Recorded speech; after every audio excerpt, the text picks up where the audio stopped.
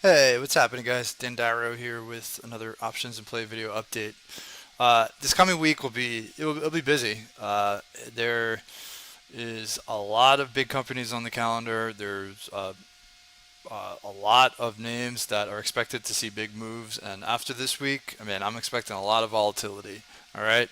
Now, I will say, I mean, the way this quarter is played out, I mean, most of the risk still seems to be on the downside. Yes, some stocks trade higher on earnings, but the number of names that do, and the magnitude of the move on the upside is just so much smaller than the companies that get hit and how much they end up dropping, right? So, I mean, right now it still seems like the risk to reward is more skewed lower. And until that changes, I mean, that really needs to be something you factor in when you're looking at these earnings plays, okay?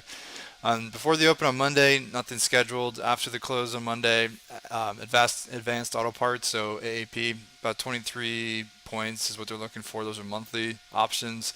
Um, I mean, like the question to me is just like what's still vulnerable, right? I mean, AAP, AutoZone, they both report. O'Reilly doesn't. I mean, you can see. I mean, some of these names like AEP are breaking monthly levels, but they're still up a lot over the last few years, right? So, I mean, maybe O'Reilly moves if AutoZone and AP have big moves. I haven't traded this group in a long time, and I mean, I don't have a lot of conviction with them, but I mean, it'll be one of many retail reports next week.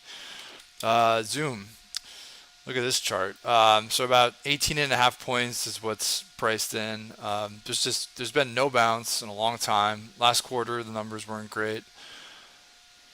I mean the truth is we haven't seen a lot of big pops out of a pattern like this, and there have been plenty of big drops out of a similar pattern. So I mean just it seems like the risk reward is skewed lower right now. But I mean at 18 and a half points, I mean it's going to have to be a really substantial move to reward options, right? So I mean, it could. We've seen plenty of names gap and have big drops, and 18 and a half points is expensive, but Zoom can move, so maybe it's not totally out of the question.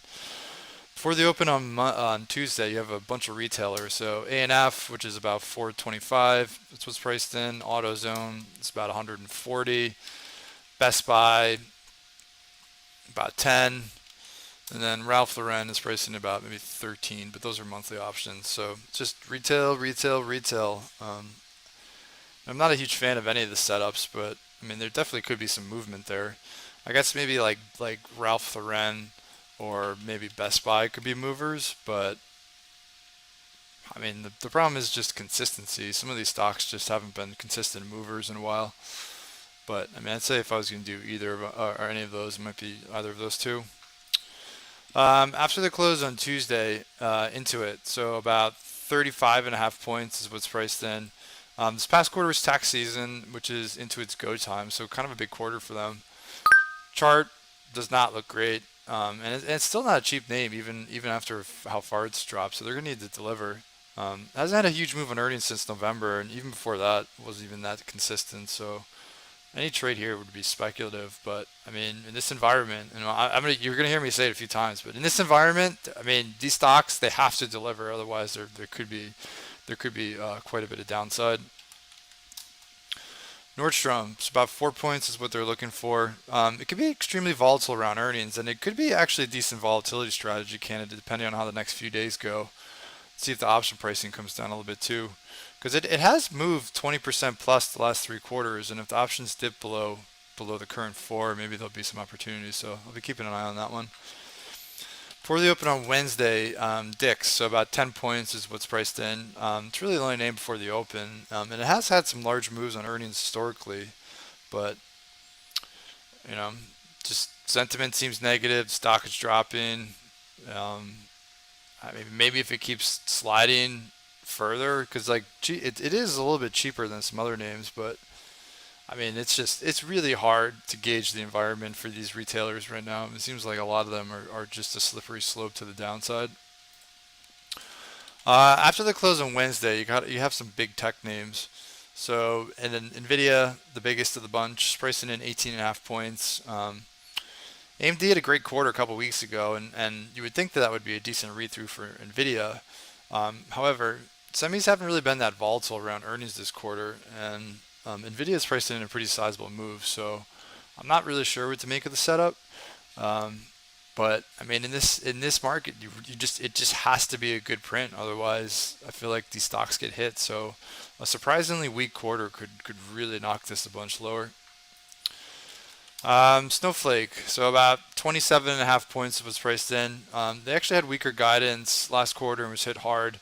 If you're a high price software stock, you need to deliver. I mean, it's just simple as that. So still seems to me that most of the risk is on the downside, even after as far as this has dropped until something changes. Splunk, so about 12 points is what's priced in. It could be an interesting one, actually.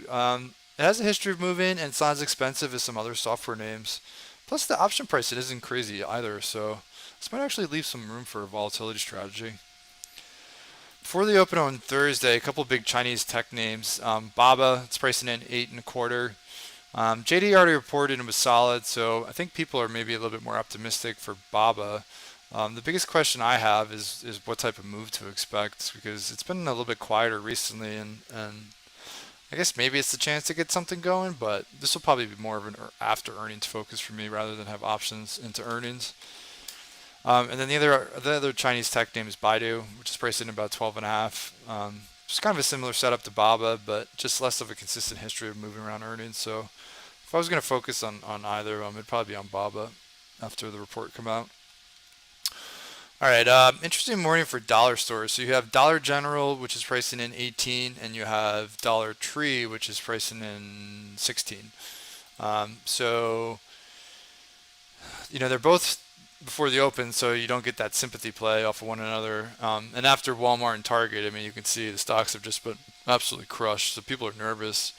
Uh, Dollar Tree was the stronger of the two before it got hit, so maybe I'll look at that one versus Dollar General. But the setups really are very similar, and I guess my thinking is like I wouldn't be expecting huge rebounds due to the overall action in retail.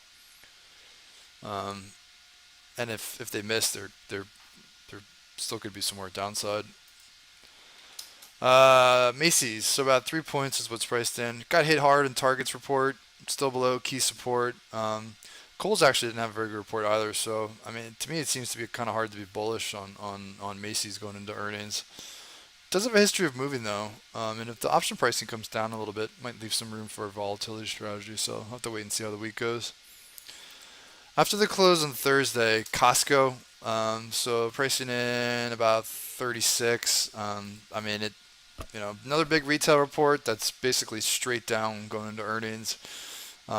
It might move off the Dollar General, Dollar Tree numbers, so I'll be watching. I mean, it was literally just at an all-time high a few weeks ago, and now it's straight down 200 points. The thing with Costco is that it's typically not as volatile around earnings because they have monthly sales. However, margins are probably going to be the issue and what people are going to be looking at. So maybe this time's different. I don't know. I'm really on the fence with this one. Ulta, so about 34 points is what's priced in. It hasn't been as consistent of a mover as it once was, but every few quarters you'll see a big pop or drop. With the state of retail, I'd say this just really needs to deliver because it's not a cheap stock. And if I did anything here, it'd be probably like speculative out of the money contracts in case it gets one of those huge swings this quarter. Workday, so about 19 points is what's priced in. There's actually a few software reports Thursday. It's not high priced, but it's also not cheap. ServiceNow had a good quarter a few weeks ago. Maybe that's a good sign for Workday, but I mean the chart's just in a really steady downtrend, and it doesn't look like a great setup to me. So I might just leave it alone. But maybe NOW or CRM could possibly move off of this. Zscaler, so about 23 points is what's priced in. High price security name, cybersecurity name. It's hit pretty hard on a beat last quarter. So I mean, this is a tough environment for these types of stocks, and it really needs to deliver. Still could be a lot of downside if they don't. So CrowdStrike, Okta, Net, like etc. Those would be the types of stocks that might move off of this number. And then lastly on Thursday is Marvell. So semi, about 6.5 points. That's what they're looking for. It was a top name for a little while, but it's cooled off. I mean, similar to the whole sector. It's had several solid quarters in a row, but again, I mean, the semis they haven't really been as volatile this reporting period. Um, so I just like it's been a struggle to lay out the money for the earnings reports. But I'll probably keep on an eye on it post earnings just to see if we can get any momentum going on the upside if the numbers are okay. And then Friday before the open, really only one name, CGC.